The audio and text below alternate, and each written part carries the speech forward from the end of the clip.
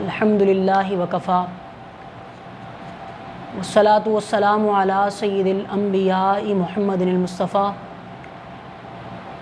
وعلی آلہ الطیبین واصحابہ الطاہرین الہدیٰ اما بعد فاعوذ باللہ من الشیطان الرجیم بسم اللہ الرحمن الرحیم قال اللہ تبارک و تعالی فی شان حبیبہ الکریم ان اللہ وملائکتہ یصلون علی النبی یا ایہا الذین آمنوا صلوا علیہ وسلموا تسلیما اللہم صلی علی سیدنا مولانا محمد وعلی آل سیدنا مولانا محمد بارک وسلم۔ محترم سامعین و ناظرین، آج کی نشست منسوب ہے رسالت مآب صلی اللہ تعالیٰ علیہ وسلم کی برکتوں سے متعلق۔ حضرات محترم،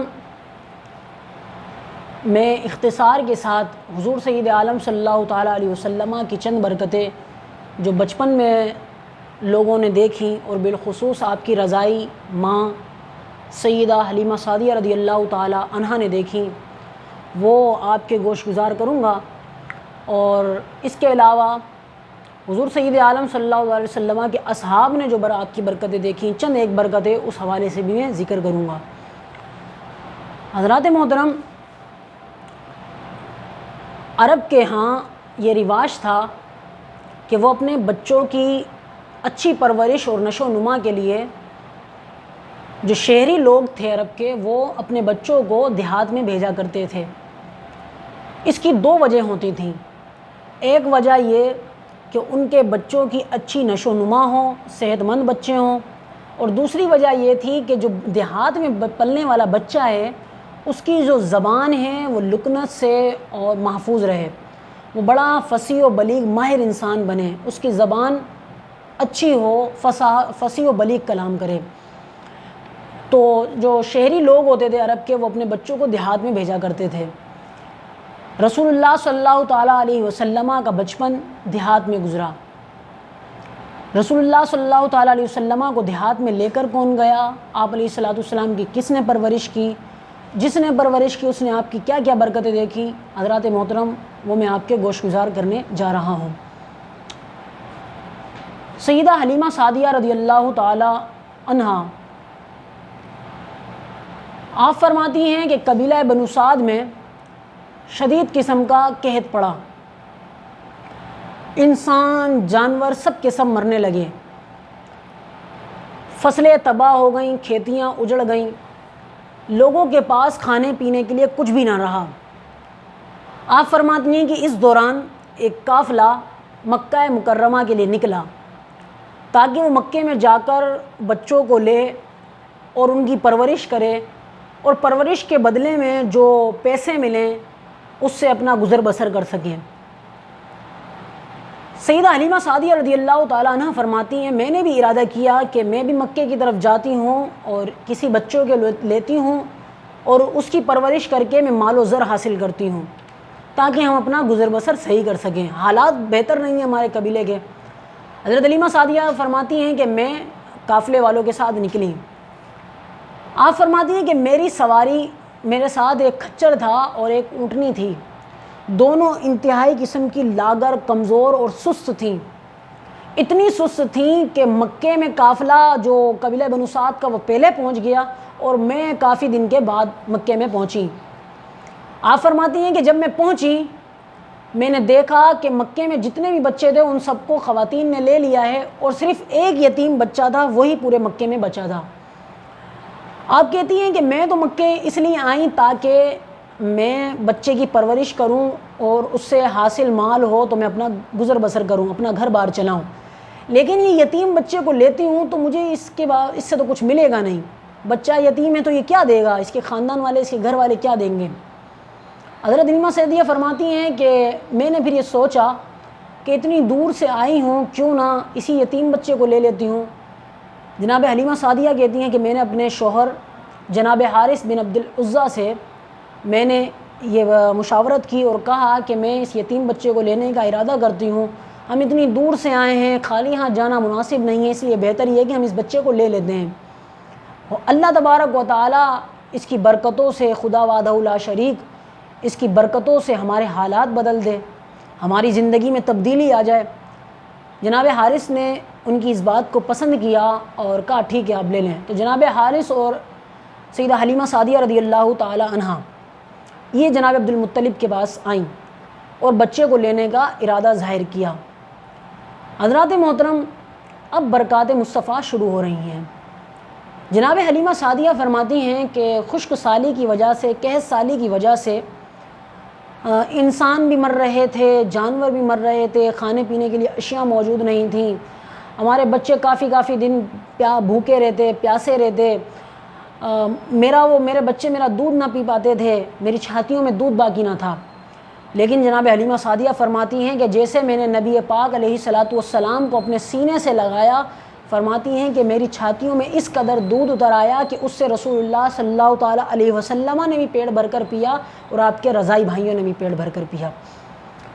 آپ فرماتی ہیں کہ جو اونٹنی میرے پاس تھی اس میں دودھ کا تو سوال ہی پیدا نہ ہوتا تھا کہ اس میں ایک قطرہ بھی دودھ موجود ہو، لیکن آپ فرماتی ہیں کہ جیسے ہی نبی پاک علیہ الصلاۃ والسلام کو میں نے اپنے پاس لیا، ہم نے اپنے پاس ان کو لیا، آپ فرماتی ہیں کہ اس اونٹنی کے تھنوں میں اس قدر وافر مقدار میں دودھ اتر آیا کہ اس سے میں نے بھی پیا، میرے شوہر نے بھی پیا، اور ہم نے اس دودھ کو اسٹاک بھی کیا، جمع بھی کیا، ذخیرہ کیا۔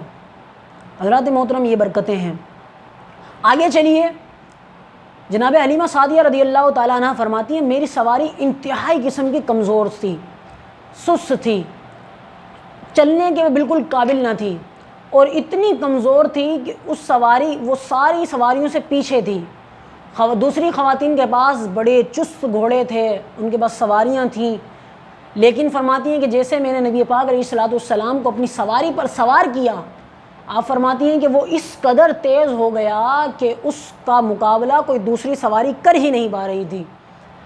پھر آپ آگے فرماتی ہیں کہ جب میں قبیلہ بنو سعد کے لیے نکلی تو میری سواری سب سے آگے تھی، میں نے ایک مقام پر پڑاؤ ڈالا، اتنے میں دوسرا قافلہ بھی آ گیا جو ہماری خواتین تھیں قبیلہ بنو سعد کی۔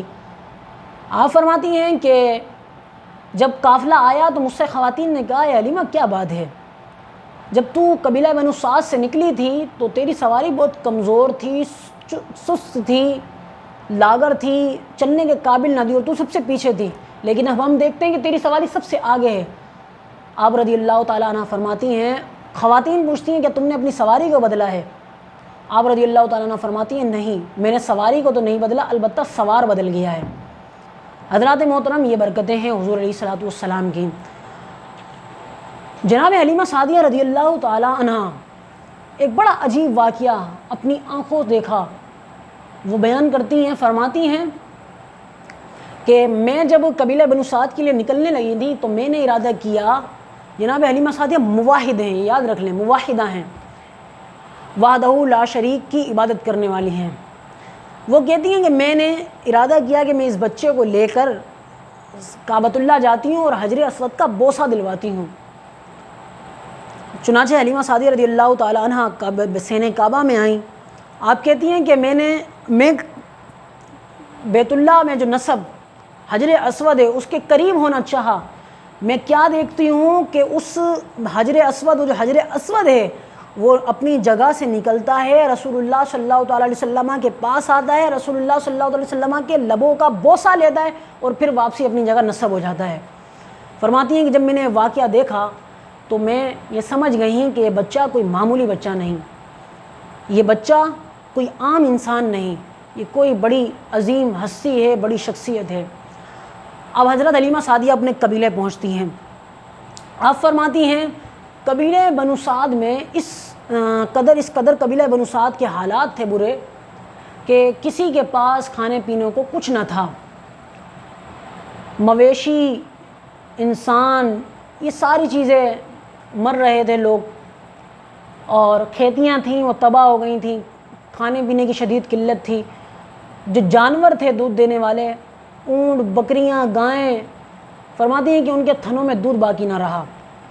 لیکن جناب حلیمہ سعدیہ فرماتی ہیں کہ رسول اللہ صلی اللہ تعالیٰ علیہ وسلم کی آمد کی برکت سے میرے حالات یوں بدلے کہ قبیلہ بنو سعد میں کسی بھی گھر میں ایک قطرہ بھی دودھ کا موجود نہ ہوتا، اور میرے گھر میں دودھ کی پتیلیاں بھری ہوئی ہوتی تھیں۔ آپ فرماتی ہیں کہ جب لوگوں کی بکریاں چر کر آتی ہیں ان میں دودھ ہی نہ ہوتا، لیکن جب میری بکریاں چرنے جاتی اور واپسی آتی تو فرماتی ہیں کہ اس میں اتنا دودھ ہوتا کہ وہ پورے قبیلے والوں کو کافی ہوتا۔ ایک دفعہ جناب حارث، حضرت حلیمہ سعدیہ رضی اللہ تعالیٰ عنہ فرماتی ہیں کہ جناب حارث معمول کے مطابق اونٹنی کا دودھ دھونے گئے۔ آپ اپنی آنکھوں دیکھا حال بتاتی ہیں، فرماتی ہیں کہ وہ معمولی پتیلا جو روزانہ لے آتے تھے وہی لے کر گئے۔ جناب حارث دودھ دھونا شروع کیا، لیکن کیا دیکھتے ہیں کہ وہ جو ایک پتیلا ہے وہ اس دودھ کے لیے ناکافی ہے۔ آپ فوراً دوسرا پتیلا منگواتے ہیں، جناب حلیمہ فرماتی ہیں دوسرا لا کر دیتی ہوں، تیسرا، چوتھا۔ جناب حلیمہ فرماتی ہیں حتیٰ کہ ہم نے اس ایک اونٹنی سے اپنے گھر کے تمام برتنوں کو بھر لیا، لیکن پھر بھی اس اونٹنی کے تھنوں سے دودھ کم نہ ہوا۔ آپ فرماتی ہیں یہ رسول اللہ صلی اللہ علیہ وسلم کی برکتیں تھیں کہ پورے قبیلے والوں کو دودھ میسر نہ تھا، دودھ کا ایک قطرہ نہ ملتا تھا، لیکن ہمارے گھر میں الحمدللہ رسول اللہ صلی اللہ علیہ وسلم کی برکتوں سے دودھ کی نہریں بہہ رہی ہوتی تھیں۔